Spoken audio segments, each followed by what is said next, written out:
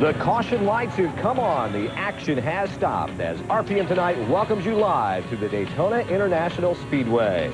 Hello, everyone. I'm John Kernan. Coming up, a bevy of guests in the studio. Terry Labonte, Dale Jarrett, Mike Skinner, and Chad Little are all here. But first, it's been nearly 3 months since the NASCAR Winston Cup cars took to the track for competition. Friday morning, they rolled out onto the Daytona International Speedway, ready to try out the things they learned during the winter months. Two-time and defending Daytona 500 winner Dale Jarrett, third fastest lap overall in practice, 1:88.766. Rusty Wallace, an amazing run. He's the fastest time on Friday's practice with a little over 189. Dale Earnhardt registered the second fastest time for a Chevy, but only 10th overall, 187.9 miles an hour. And some big names kind of off the pace. Terry Labonte, the defending Winston Cup champion, 32nd overall, 186.2. His teammate Jeff Gordon just one spot better than Terry, 31st overall, 186.409 miles an hour. Less than 0.3 of a second separates the top 6 cars in the combined practice rundown. By the way, all 6 are Fords. And for Rusty Wallace, the fast speed is a huge boost for a team that usually doesn't do well on the big speedways. I really think we got a shot at the pole, and I know they're thinking, man, that's weird, but we really do. For the first time in our damn life down here, I think we got a shot at it. If not, way far up there. We brought a real hot rod down here. I'm excited about it. I think we tested real well here, so to be quick in practice, I think we should be, but I think we have a shot at the pole, and that's all I'm really concerned about right now. We feel like we're going to be competitive. I mean, you know, if we got a shot at the pole, who knows? I mean, when everybody goes through the templates and all the heights and then, you know, line up there to make the qualifying run, that just definitely, makes a difference. So, I feel like we're going to be competitive and, feel like we should be able to get a good run in. Greg Sachs posted the 7th fastest lap overall, 188.107 miles an hour. Mike Skinner had the fastest Chevy in both practice sessions, 187.993. That came in the morning session, by the way. For Sachs, he knows the importance of making Friday's lap times stand up during qualifying. It's so important to get a good time in tomorrow so that you can feel comfortable that if you were to have some sort of trouble in the 125s, whether it be a tire, an engine, or anything, that you'd be locked in to those last 10 spots. And then you can just go out there on Thursday, race like heck, and go try to win a race. Normally, at this point, none of my crew, we're not talking to each other. We're all really upset because we haven't run very well here with restrictor plates. I think only one time I ran really good. We weren't the fastest, so no, we weren't pleased, but still, we got a lot left in the car to tune on and sort of safe on the engine and everything, so we're comfortable. We definitely want to be better, but we knew coming down here that what we came here for is a 500. We came here to race. Qualifying, we're not going to win qualifying, and I don't really care to, but I'd like to be running a little bit faster than I am. Rookie Robbie Gordon stepped it up in the afternoon practice session. He's 13th quickest overall. Then it's Darrell Walter, just 14 thousandths of a second slower than Gordon. A little more than a tenth of a second separates the 19th quickest from the 25th quickest car. Bill Weber watched practice all day long. He has all the scoops. With more than 50 cars here at the Speedway, there are easily more than 500 stories. Among them, simply trying to get a clean lap and all that traffic out on the track. But truly, most of the work went on here in the garage area on Friday, with teams massaging their body styles, desperately trying to get through an airtight inspection. At the same time, looking for the right spring and shock combination to simply get around the racetrack. Well, the only thing that can overcome the springs are the shocks. And in the past, when you had to run when you could run soft springs, you could run softer shocks.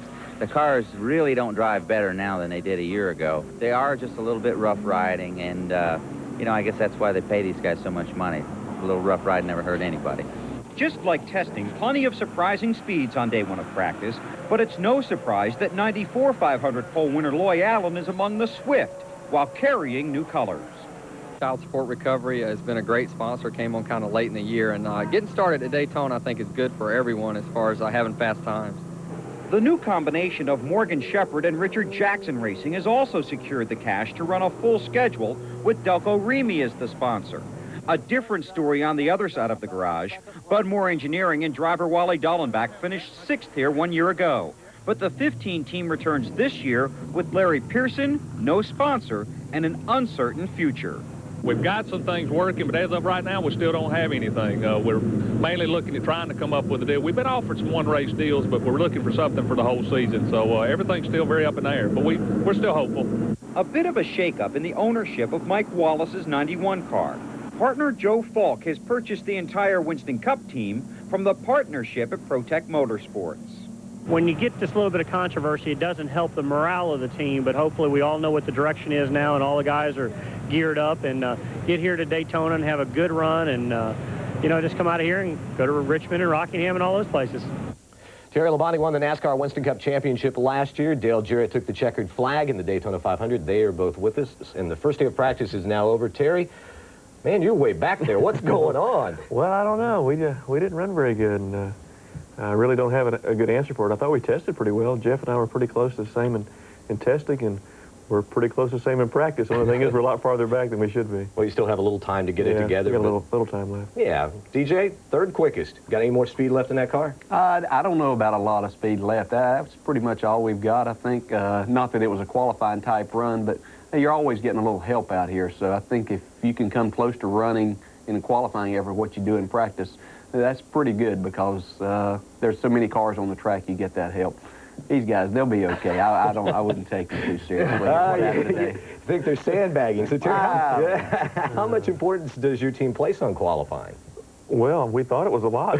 we worked awful hard down here testing, trying to, you know, get as fast as we could with our 500 car. We just we're off a little bit, and we really don't know why. We really thought we were going to come back better than we were, and you know, we're a little bit slower for some reason. But we're still working on it.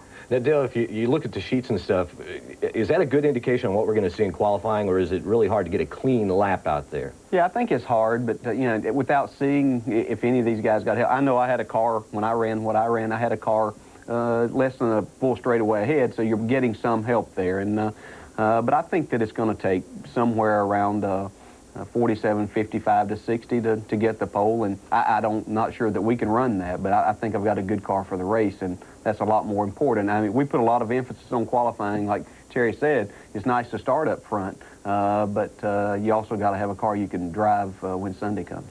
Now, Terry, you guys going in tomorrow, you just seem like you're not the same person as you were last year. You just seem so much more relaxed after winning that championship. Is that what a championship does to you? Well, it did until we went out and practiced today. It's like, that kind of is over now, so we're a little bit worried right now. But yeah, I tell you what, that was a great year, and winning the championship was just was awesome. So it takes a little pressure off, really, I think. Now, I believe, Dale, didn't you say something like a week or so ago that you'd trade all the big wins that you'd gotten last year to take Terry's place as the champion? Do you really feel that way? Yeah, I do. I mean, that's what it's all about, is being the champion overall. I mean, that means you had a successful year for all 31 or 32 races. And, yes, that's definitely what it's about. I mean, the wins are very special, and that's what I've got. I've always had those, but those championships are what I'm after. But, Terry, that was your second one. Now, would you rather be like DJ was last year, you know, have that shot at the Winston Million, win all those big races? Or was that championship pretty satisfying? The championship. You know, that's the deal. You want to be the champion.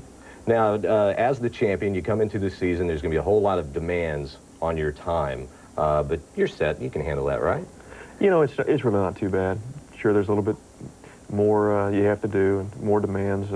Your sponsors seem like they might want to do a little bit more than maybe they did the year before or something, but it really hadn't been too bad, and everybody's been really good to work with, and it's been a lot more fun than it normally would, so I really can't complain. All right, well, you guys stick around. We'll continue our conversation on Championship Friday in just a moment. Later on RPM tonight, Rookie of the Year contender Mike Skinner will be here, and we welcome you back to RPM tonight. We'll look at more of Friday's practice speeds, and just look how close this group is. Only about 0.2 of a mile an hour separates 26th from 31st. Dale Jarrett and Terry Labonte are still here, and Terry, understand that Rick Hendrick is not going to be able to make it to Speed Weeks. Now, when the team got the news of his illness, how did that affect you all? Well, I think everybody was pretty down about it, and you know, pretty shocked and really concerned about Rick. We talked to him this week, and he's got a great attitude about it, and you know, I think that made everybody there just feel good at our team to be able to for him to come in there and talk to us all. And it wasn't a motivational speech or anything like that, but he's the kind of guy that just motivates people when you're around him, and I think it made everybody feel good. And, you know, made us want to go out and just work that much harder for him. Well, I know everybody in the garage area and all of NASCAR wish him the very best in the teams. Now, Dale, the schedule is going to expand this year, going out to a couple new tracks, 2 trips out to California, out to Texas. You know, what do you think about that? I'm excited about it. I think we're all always looking for a new challenge, and definitely a new racetrack is a new challenge. And market areas we need to be in for our sponsors. These people paying a lot of money, and I think it's going to be fun. And if the racetracks are as close to the others as they say they are, the way they designed them, those are pretty good tracks for us. So it makes it fun to think about. But I'm sure that everybody's going to be on equal ground. Nobody will have an advantage there. Well, let's talk about advantages and stuff in qualifying on Saturday, because I know in years past you guys run really soft springs, and now with that one inspection with the weights hung on the rear, you got to go up to the stiffer springs. Does that take a load off of your mind? Because I know with those really soft springs, it can get pretty squirrely out there. It didn't drive real good. It wasn't a lot of fun. You talk about the speed slowing down, but they weren't a lot of fun to drive. And even the things that you have to do now still make it that way, even with the stiffer springs. But they do drive better with those springs back there. And I think, it'll keep people out of trouble, but NASCAR's got a job on their hands getting everybody through inspection there on Saturday. Yeah, it should be very, very interesting. Something else I think will be interesting, a little bit softer compounded tire down here. So Benny was saying the other night, 3-wide racing in the 500. Think that sounds like a lot of fun, Terry? Yeah, you might see it, but it won't last many laps like that, I don't think. It's pretty tight here. Benny said that we'd see it, and, I don't know if my heart could stand that. I hope it's behind me. Hey, Terry, since winning the championship, what's the best thing that you've received or done? Oh, gosh, I don't know. That's hard to say. The check from R.J. Reynolds was pretty good. Yeah. I guess. Gosh, I don't know. That's hard to say, really. We've got a really neat trophy from Goodyear, won the Driver of the Year award. And so there was a lot of good things that really happened. It's hard to pick one over the rest of them. Now, everybody starts out the year looking to win the Daytona 500. Dale, you did it last year. When you took the checkered flag, what was that feeling like? I haven't won the championship, so I don't know that feeling, but it's the greatest feeling that you can have of accomplishment, because you realize everybody has been here testing. They've been pointing for this race for 2 months since the season was over. They have their very best equipment here. You have the best drivers here. So, you've beat the best at their best, and it's a real feeling of accomplishment. Especially, it was a great feeling last year with a whole rookie crew, people that had never worked together before, and we were able to accomplish that. And just shows what a great job Todd Parrott did in assembling those people and calling the race that entire day. So can you do it again? Well, yeah, we like to think that we can. We hope that we get ourselves in that position. We have the equipment and the people that can get it done. But it takes a perfect day all the way around, nothing to happen, and then you have to have a lot of luck on your side, too. So if we have all of that still, yeah, we've got a shot at it. All right, well, thanks to both of you for coming on, and good luck throughout the entire season. Thanks. All right. Dale Earnhardt has a new teammate this year, and we will talk to Mike Skinner when we come back.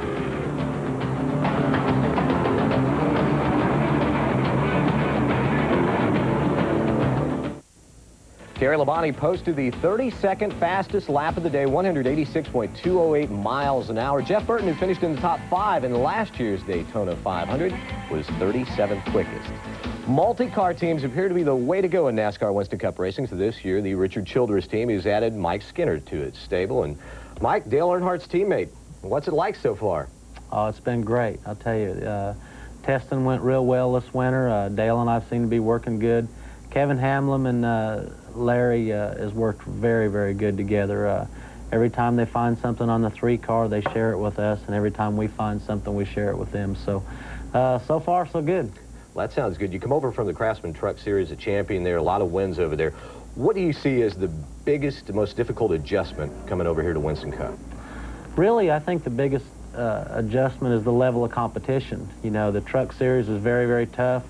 To win, I think, was really hard to do in the Craftsman Truck Series. But over here, instead of having 5 or 6 guys, maybe 8 guys that is capable of winning a race on any particular given day, you've got 30 guys out here that can win the race. So I would say biggest thing is level of competition. I know you've only been working with Earnhardt for a little while, but what's the most important thing that you've learned from him so far? Well, really, you know, what most of our conversations has been something that I've asked him about a racetrack, and you know, I really asked him more last year than I have this year because we haven't raced yet. But you know, testing wise and so on and so forth, we really haven't discussed very much. But when it gets time to race, I know last year before the ARCA race, he really gave me some good pointers about this racetrack, and it helped me a lot, and hopefully I haven't forgot them. Now, you mentioned last year running 5 Winston Cup races. Looking forward to this year. How much did that help you? Well, I think it helped us quite a bit. We didn't get to put the effort into those 5 races that we needed to. You know, we wanted to do our best job for GM Goodwrench Service our last year in the truck, and we didn't want to drop the ball on the truck series, and the Winston Cup effort probably struggled a little bit, but we had some good runs, so hopefully we can continue that this year. Now, a pretty good run in practice on Friday. I mean, you're the fastest Chevrolet. Is the car really good? The cars, when you say really good, I don't think any of them are driving that well right now with this qualifying package under them, but the car's pretty good. You know, Gary Wagner, Terry Elledge, all the guys, the whole engine staff at RCR have worked their tail off. Everybody from the 3 car, the 31 car, they've all worked together and they've shared things back and forth, and my hat's off to them. You know, most of the thing here is the shocks and springs, which Kevin and Todd Barry, he's our shock guy. He works his tail off on that, and the engine staff. So it is a mechanics race when it comes to qualifying. Now, when you leave here after the big race, after the Daytona 500, what will be success for Mike Skinner? Well, you know, to finish the race will be success. To get in the show and to get out of here and still have a car that we can take to the next speedway will be success. But we'd really like to run in the top 10. Just like we would every race this year. I think the guy that runs in the top 10 the most is going to fare pretty well in points. All right, well, thanks for coming by. You bet. We'll be talking to you all throughout the season, Mike. I hope so. Thank you. After a very successful stint in the NASCAR Busch Series, Chad Little returns to Winston Cup. We'll talk to him about it when we come back. Larry Pearson is behind the wheel of the Budmore Ford. He was 38th fastest on Friday as we continue to look at the combined practice speeds of the day, 2 sessions. Chad Little won the NASCAR Busch Series race here at Daytona a couple of years ago. This season, he returns to the Winston Cup circuit. Chad, how much work has gone into making the changeover from running a Busch Series team to now a Winston Cup team? Well, what we did is we took our whole Busch team and really elevated them up to the Winston Cup level. So it was... As a matter, we sold all of our Busch cars, and we built the new Winston Cup cars. So we had to bring in some experience at the Winston Cup level because of all of our experience with the Busch cars. And then really just put together the cars and get our engine program going. So we had a good core group of people, and we just needed to expand that a little bit. Now, kind of middle of the practices speeds for you guys today. Are you satisfied, or, you know, how's the car feel?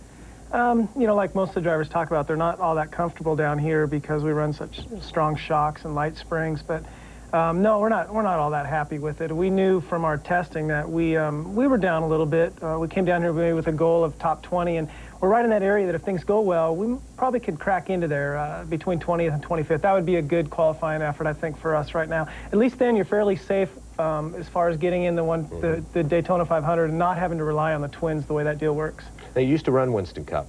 What did you learn from that experience that'll help you out this year? I mean, it's, you know, I learned so much the last 4 years on the Busch Series. It's hard to say, but I guess looking back, the Cup races I have run, what's helped more than anything is the fact that I've been to all the racetracks several times now, and we've run a few Cup races together as a team, so that's helped. But I guess, you know, you just have to operate as a team. You know, you got to keep everybody together as a team. That's the most important. But what about you personally? It's like the second shot at the big leagues, again, in Winston Cup. So how much pressure are you putting on yourself to succeed? I mean, no more than at the Busch level. I mean, you can only do so much with the car you have. If the car's off that day, you're going to have a bad day. If it's on, then you can be real aggressive with the car. So, I mean, the pressure I put on myself will be, you know, the same as it was in the Busch level. You know, we want to go out there and run competitive. What we need to do as a team is put ourselves in a position where we can be around in 2 or 3 years. So whatever we need to do to be in that position, that's what's important. I remember a couple of years ago right here at Daytona, probably one of the greatest moments in your life is winning that Busch Series race and seeing your team here cheering you on, crossing the finish line. It was just one heck of a finish. Mark Rippon, one of the co-owners, going nuts. Yeah, that was a lot of fun, that's for sure. It was, you know, that was our first Busch win, and I think to be at Daytona, that was something to really be proud about. And looking back, it really set the tone for that year. We went out and had a great year in '95, and then hopefully we'll get back on that track again soon. Well, thanks a lot for coming in. Okay. And good luck this weekend and throughout the entire year. Thanks.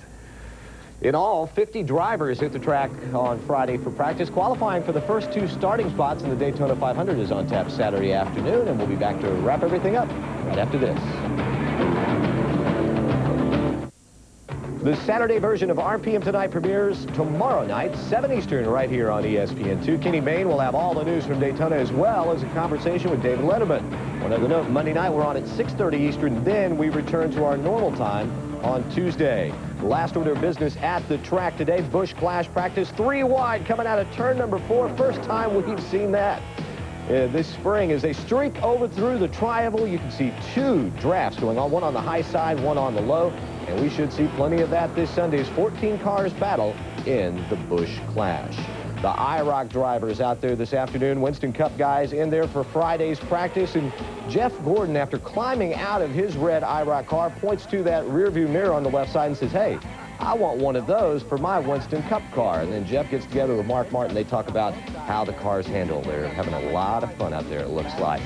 And don't forget, you can catch live coverage of qualifying Saturday afternoon right here on The Deuce. Also Sunday afternoon, it's the ARCA cars' turn to take to the high banks for their annual 200-mile race. Speed Weeks 97 continues with live coverage only on ESPN2. Of course, qualifying going on Saturday. Rusty Wallace set himself up as one of the favorites with that lap of 189.187 miles an hour. Rusty quickest in practice on Friday. John Andretti, who was the fastest car in the winter testing session, was second quickest. He posted that lap of 188.8 in the morning session. Well, we are out of time, so have a great weekend, and we'll see you back here Monday night once again, 6:30 Eastern. Good night, everybody.